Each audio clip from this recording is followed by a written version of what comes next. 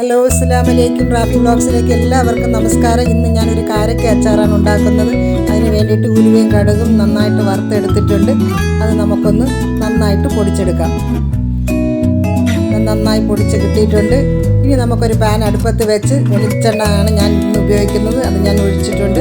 അതിനുശേഷം 1 സ്പൂണ് കടുക് കൊടുത്തിട്ടുണ്ട്. അത് നന്നായിട്ട് പൊട്ടിയിട്ടുണ്ട്. ഇനി നമുക്ക് ഇഞ്ചിയും വെളുത്തുള്ളിയും ഇട്ട് കൊടുക്കാം. ഒരല്പം കറിവേപ്പിലയും കൂടി ചേർത്തിട്ടുണ്ട്. ഇത് നന്നായിട്ട് മൂത്ത് കിട്ടിയിട്ടുണ്ട്. ഇനി നമുക്ക് മുളക് പൊടിയാണ് ചേർത്ത് കൊടുക്കേണ്ടത്. 3 സ്പൂൺ മുളക് പൊടി ഞാൻ ചേർക്കുന്നുണ്ട്.